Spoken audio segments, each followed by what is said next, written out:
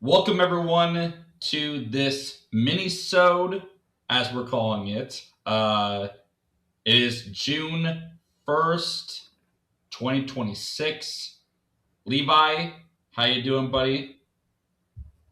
Hey man, it's been a great week. Been enjoying a lot of sports over this past weekend. A lot of incredible things went on. We hosted a little party for the Champions League final game that took place on Saturday, and then we got, of course, into the main topic of this little mini episode. The Spurs and Thunder game wrapped up on Saturday, and now we're on to Knicks and Spurs in the NBA Finals. Peter.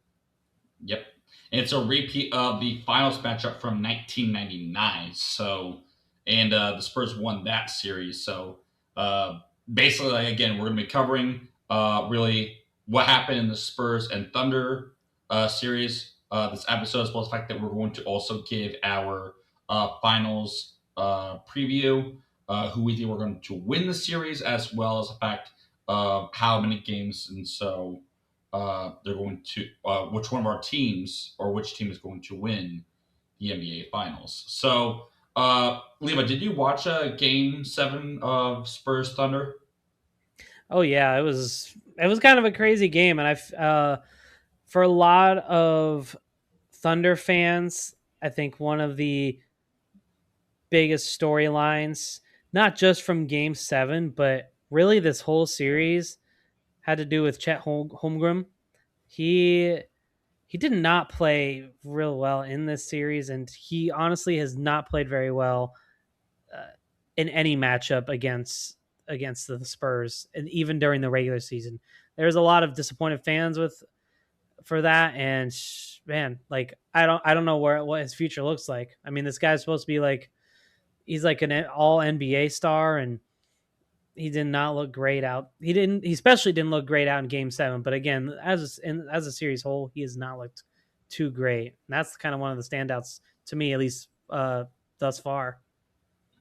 Yeah, I think that Game Seven, like Wemby just got in clearly Chet Holmgren's head. Like he didn't go at him. He didn't really do anything offensively speaking. I think he really had like 4 points and 4 boards that whole game.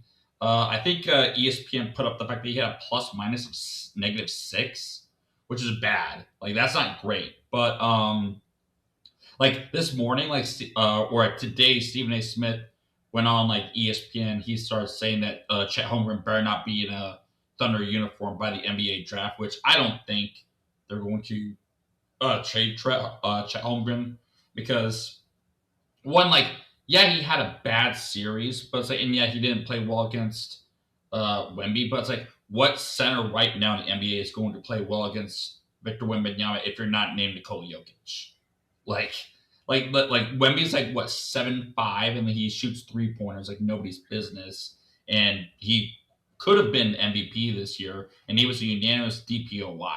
So, like, I think a lot of people are being very harsh on Chet Holmgren, um, but that's just from my perspective on the whole matter on that. I Um, can't. I mean, I can't say I'm too surprised by that. It, well, what's really interesting, and I'm sure we'll get into a little bit, is Wemby. He's just kind of on a whole nother level. But if you're a 7'5" guy, and you got to go up against Wemby, how well do you honestly expect yourself to perform against that guy? He's so tall. I mean, I don't know what the average height in the NBA is, but I can tell you it's not 7'5" like him. So for anybody that has to match up against him, I can't say I blame him for not doing so well. He's a tough guy to go up against, and I mean, like you said, unanimous offensive player of the year, defensive, MVP, defensive. or defensive. Sorry, but he's a whole nother breed. He's a whole nother level, and man, the Spurs are lucky to have him. And we'll obviously get into our picks on where we'll show as the NBA Finals, but there's probably a pretty good idea of where it could lie and why. Yeah, I think really what did them in for the Thunder losing was overall, like losing Jalen Williams, that was a death blow. Like Jalen Williams, like he's an all-star caliber player. Losing him in Game 6 and Game 7, like that's rough because like Jalen Williams had been dealing with a hamstring injury, and like when he's like your second go-to option outside of SGA, like that stinks. And then your second option now is Chet Holmgren, who is going up against a Victor Wembanyama, which that's not a great matchup. So I think overall, like for Thunder fans, like you can say like, oh, like the Spurs just got lucky, we had their number, and like things just didn't play it out because if Jalen Williams wasn't hurt, we would have won that series. That's a hypothetical, but I think the problem or the reason why the Thunder lost that matchup versus the Spurs was Mark Dagnall did not do a good job adjusting. Like throwing in Isaiah Hartenstein in the starting lineup was not a good idea. Like you're throwing in two big guys acting like Wemby is prime Shaq. Like what are we doing? Like and the problem is overall, like I just looked up the plus minuses of the game. Isaiah Hartenstein, Levi, in the Game 6 blowout loss that the Thunder had was a Mhm. minus 28. Oh. Minus 28. That's Oh my gosh, awful. that's horrible. And he's the primary guy that Dagnall says you're guarding Wemby the entire time. And you're minus 28? Like, albeit, like, Isaiah Hartenstein's not an offensive, productive player. Everyone knows that. But then that last game, he had negative 14. Not great either. That's horrible. That is the worst on the team. And on top of that, people are talking about like Chet Holmgren did terrible. Like I think he in Game 6, like he had a -9 plus minus, and then in the Game 7 loss he had -3. So overall, like Chet again, he didn't play great, but like saying like oh he was the main reason why the Thunder lost Game 7, I'm like not necessarily.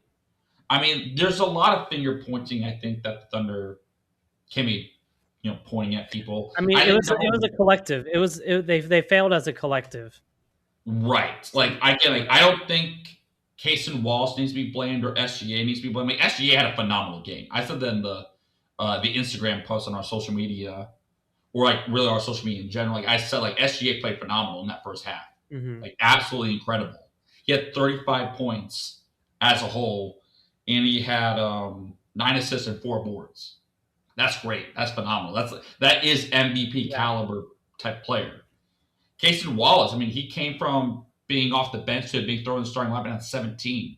Like he was Put up playing 17 effective. in Game 7. Like Yeah, he was looking good. He was the second highest scorer behind SGA in Game 7. right. That guy. But like Alex Caruso, if people want to blast Chet Holmgren, Alex Caruso's got to be on that list Oh, for because sure.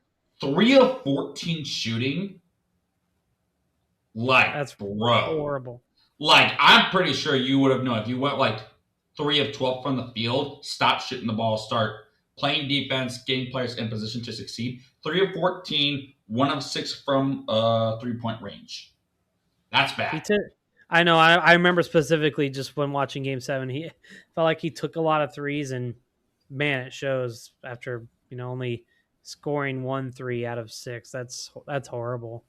Yeah, it's They not were great. turnovers pained the Thunder in Game 7. It was horrible. Yeah, I think as a whole, the team had what collectively 13 total turnovers compared to the Spurs 9.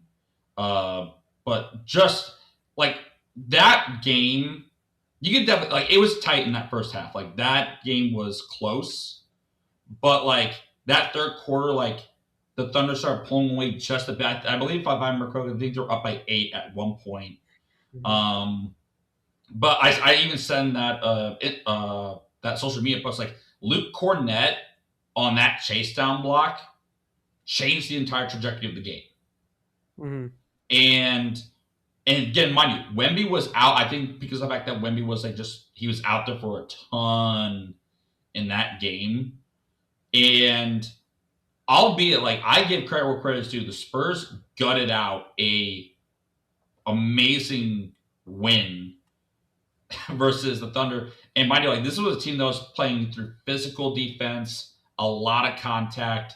The whistle for a majority of that series did not go their way, and they still overcame it and not only blew out the Thunder in Game 6, but they overcame the Thunder at home or at Oklahoma City to win that matchup, which is even more impressive.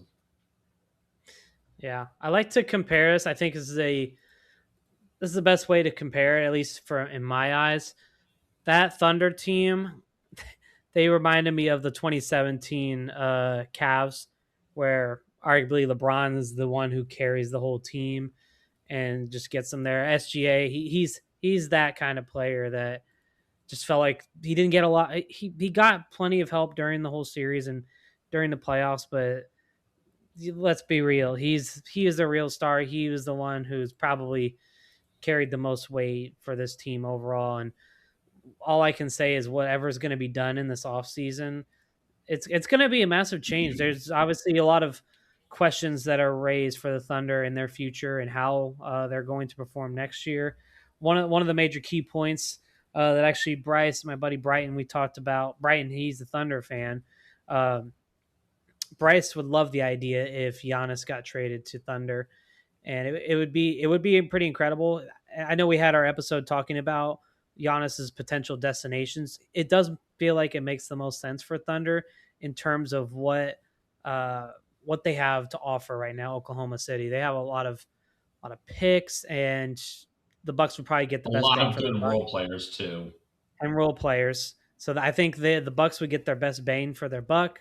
No pun intended, but it's just a matter of Thunder would execute on that type of offer. So I do think there's going to be a lot of changes to their roster next season. Who knows if Giannis becomes one of them, but something has to be done. That was just a very poor performance. I thought they were dominant the entire playoffs until they got to this game against the Spurs and kind of pooped out. Yeah, it's hard for really people, and again, like, for Thunder fans, like, that's the big question mark. Is like, what's next for this roster? Like, do they run it back with the same team and hope that Jalen Williams doesn't have a hamstring injury in the playoffs again, or do they trade Chet Holmgren for a Giannis Antetokounmpo with potentially, let's say, like a Case and a Wallace package and a couple of picks to get Giannis from Milwaukee into Oklahoma City? I just don't know. That's the problem, because overall, like, there's just not a lot of maneuverability that the Thunder can do right now, at least financially speaking. With the way that the NBA has set up their salary cap and really has set up for teams to do team construction wise, you can't do what the Warriors did when they had Steph Curry, Klay Thompson, Draymond Green, and Kevin Mhm. Durant anymore. They were just like, you Yeah, cannot do that. That is a super team. it's a massive Albeit, change that they that the NBA determined we can't let something like this happen again. As much as right. everybody loved seeing the Warriors because they were the team to talk about. You don't want the Thunder to have that exact. You don't want to have really any team have that happen again. So they had to make massive changes for the purposes of the cap for sure.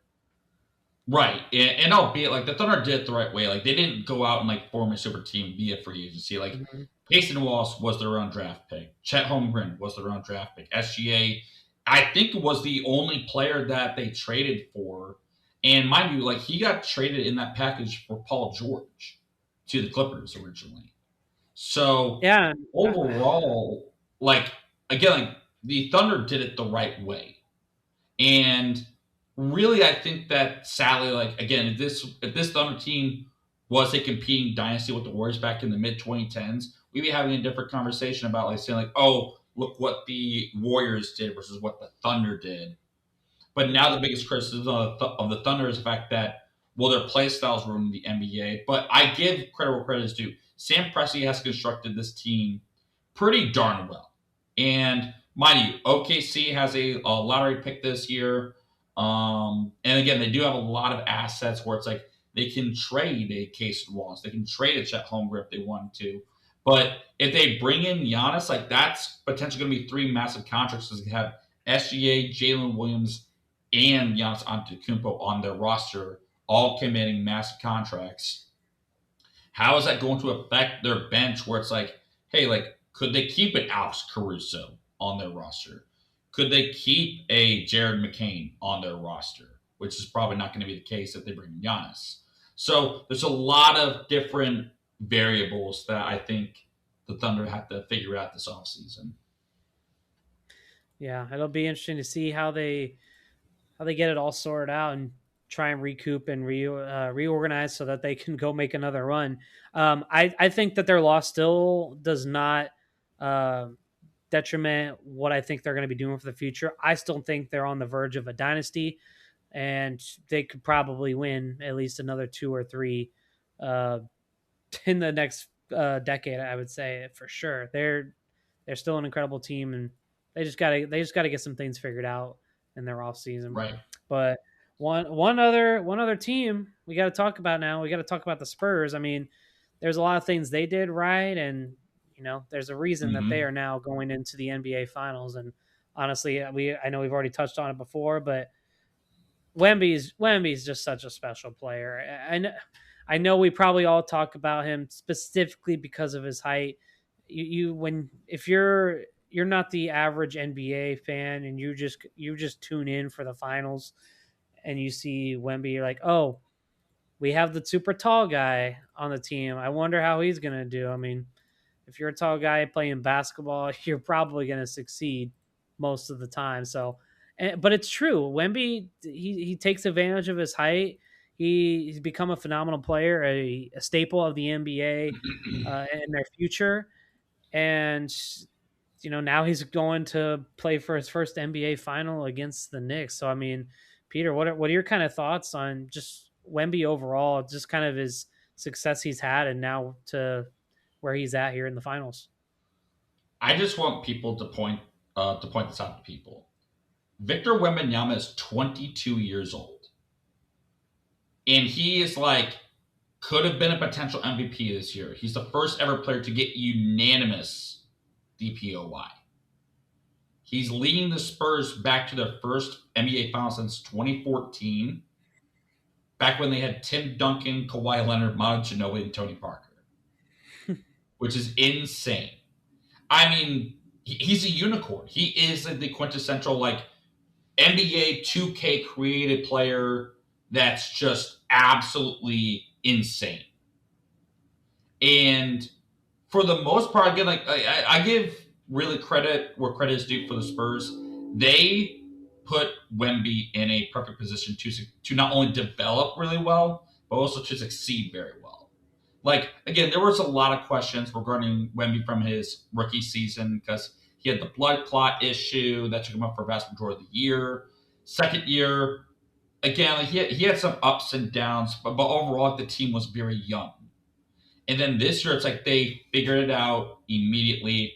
Wemby becomes like this potentially like we're talking top five player in the NBA in his third season, but also like Stephon Castle, great player, like lockdown defender. I mean, Levi, you saw the game. Like he was fighting through a lot of contact when Mm-hmm. attacking the rim. Uh, Dude, and here's the Dylan Harper. What a phenomenal player he is, and he's not even in the starting lineup. He's on the bench as a rookie, but he Yeah, plays like he's a veteran, and it's crazy. And then, but like you have De'Aaron Fox, who's a very underrated player. You he have, stood he stood out in Game 7. oh yeah, he had that. I think it was like that third quarter where he was just.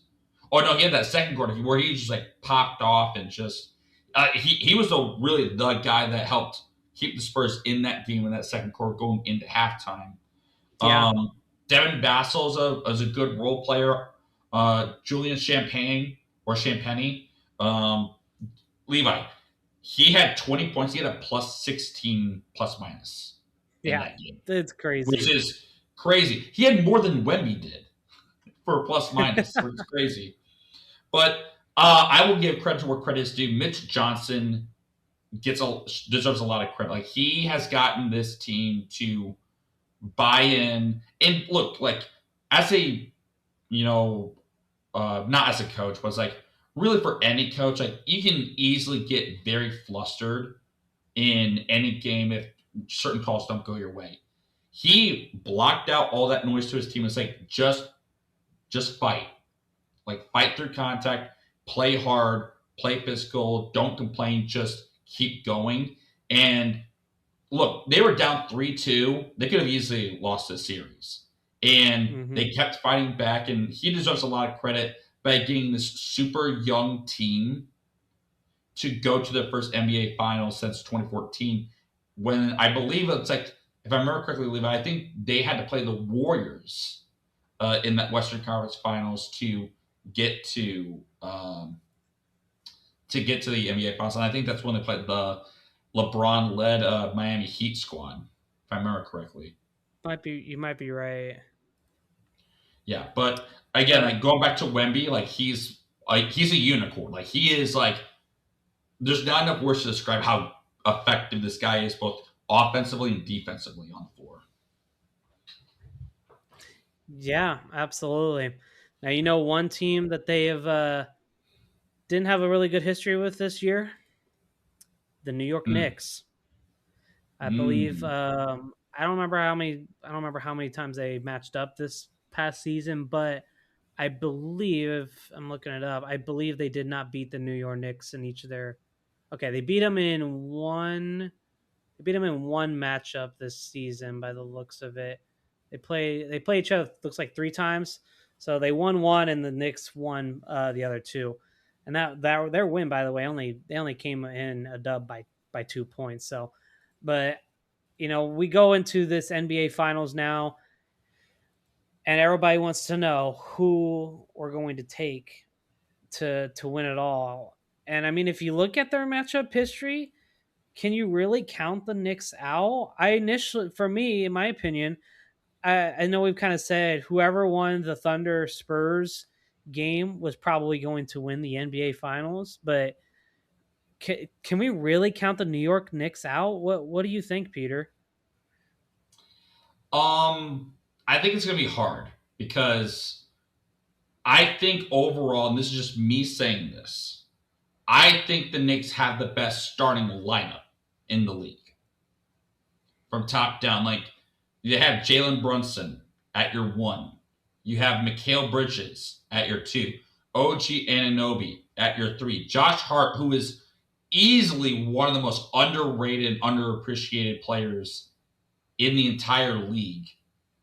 But basically, like what he gives you offensively speaking, in terms of the fact that he's a good spacing player. He's great defensively. He can guard anybody 1 through 4 really well. And he's not that tall. I think he's what like I think 6'5", 6'6".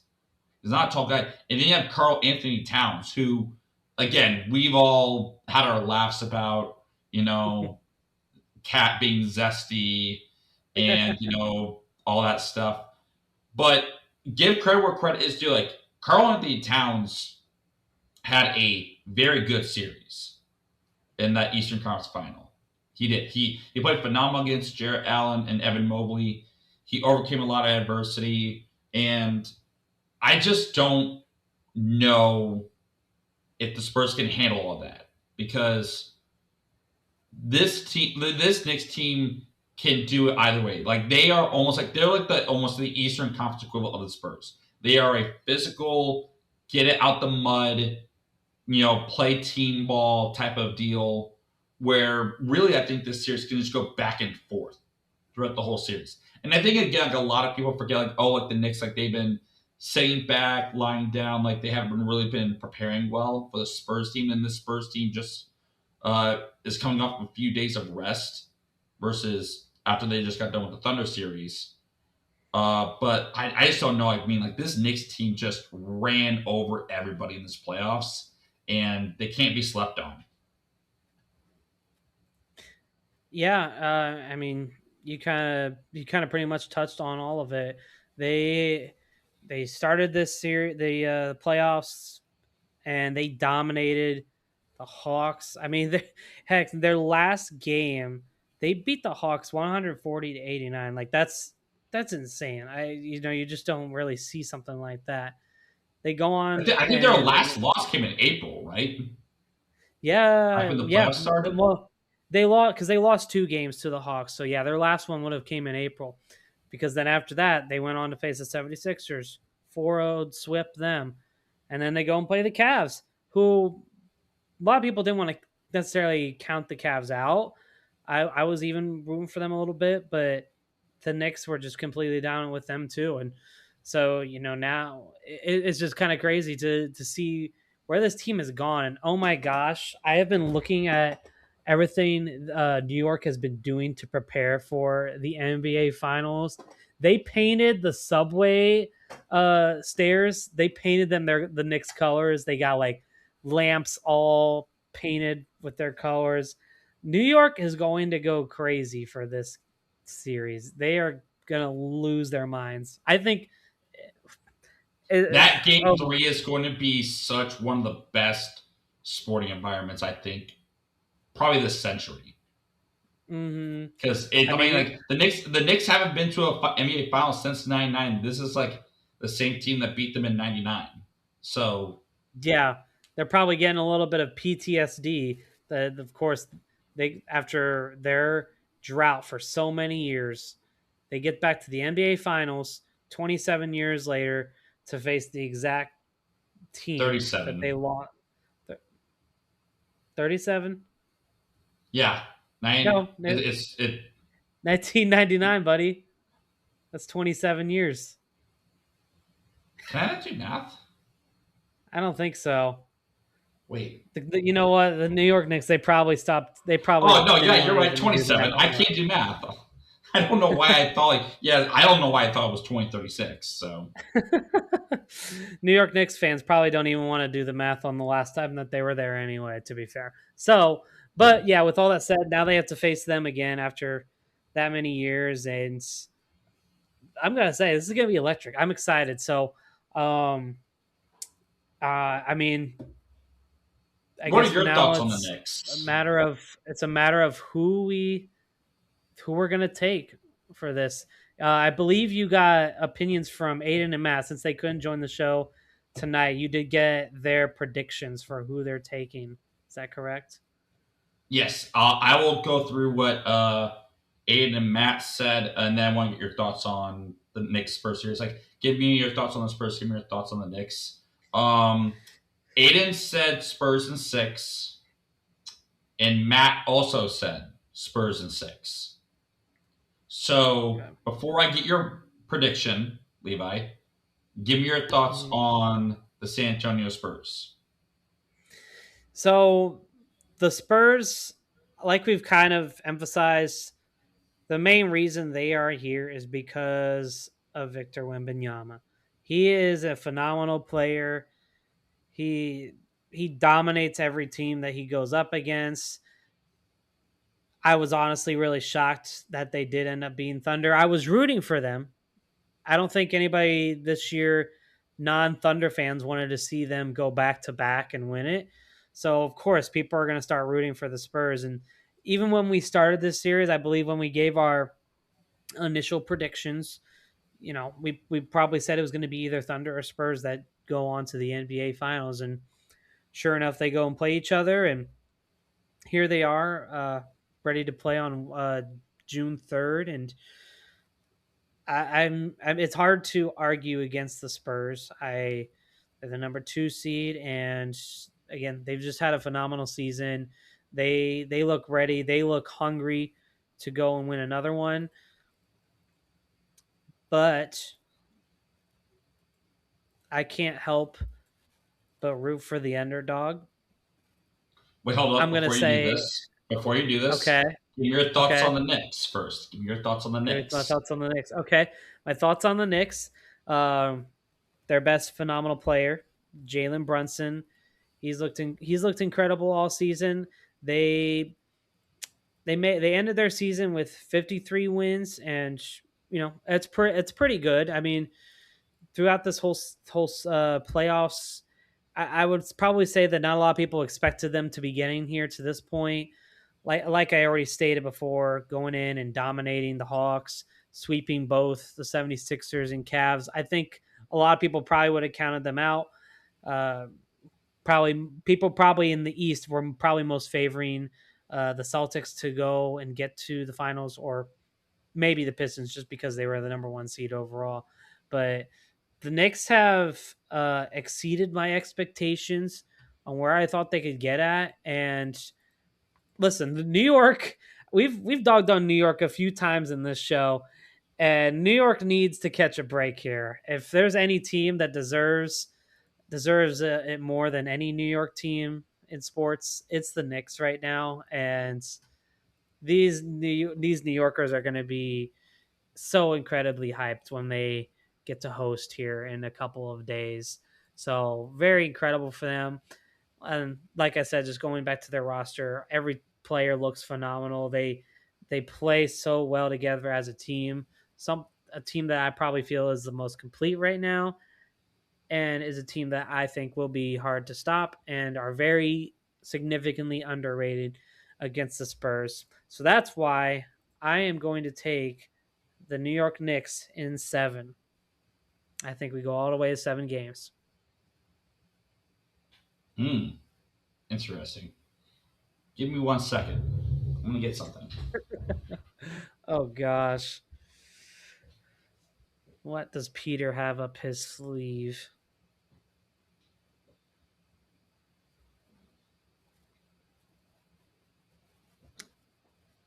All I can say, man, New York, baby. Oh my gosh. Oh my gosh. What are we doing here? Bing bong, bing bong, bing bong, bing bong, bing bong. Let me tell you about them New York Knicks. Yeah, that's right. I don't care if you're from San Antonio, Texas. I don't care if you're from Mars, France. It's all about the Knicks. Give me my Knicks in 6. There we go. That was my Yes, New sir. York persona that came out, and I'm not from New York. I'm from New Bing York, bong. man. From New York. Knicks in 7. Knicks in Yankees. 7. Giants. Knicks in 6. I said Knicks in Knicks in 6. 6. Knicks in But in all Knicks. Knicks in 6. But in all seriousness though, like I think the Knicks are like I if it's not now, it's never gonna happen for the Knicks. I And I agree. think I think overall, like for the Spurs, like I think they're going to be emotionally spent because money they have a very strong rivalry versus the Thunder, and overcoming what they had to overcome, playing a tough 7 games, that takes a toll both physically and emotionally. I think the Knicks are set and ready to go. Their mentality is we don't have probably next year because let's be honest, like the East is not in a great spot right now. But like if you're the Knicks, it's like again there is no Tyrese Halliburton doing the choke thing after game 1. There is no ghost of Reggie Miller. There is no John Starks back in I think it was like back in the '90s where he had an easy layup, finger roll layup, hits the back of the rim, pops out. Like they've overcome so much. I think the Knicks, they're ready. I think that this is going to be their year to win the NBA Finals. Albeit, if you're in New York, I'm praying for your safety because if they win 1 game, the city might burn down. If they win the NBA Finals, you might have to evacuate the whole state of New York because I'm not. I would be very concerned for everyone's personal well-being in that state.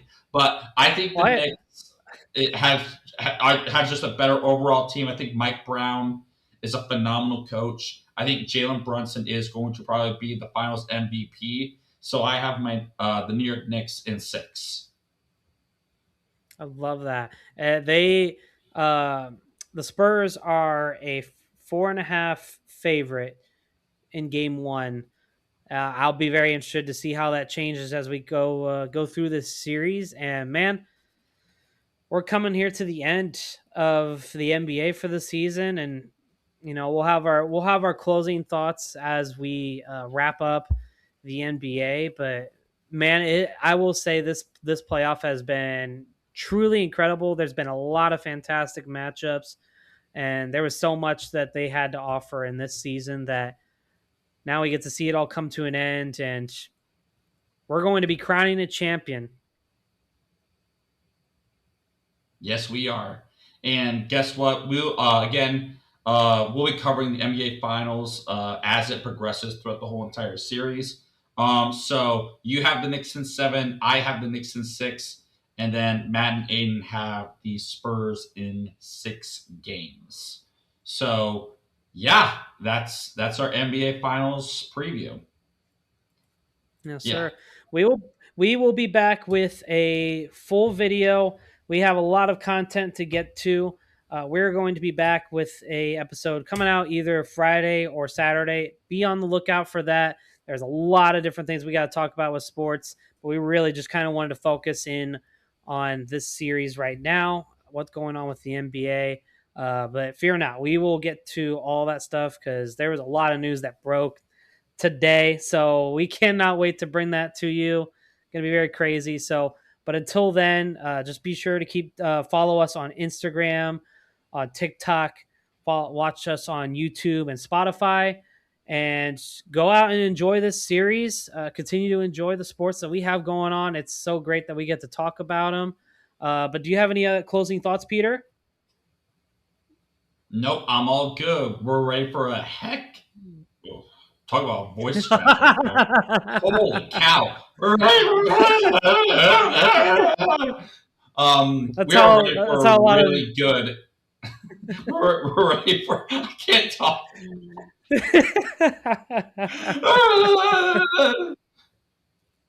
That's how ready New for a York really fans good are going to NBA feel after they finals. win. We They are. win We are one indeed. We game. are. Yep.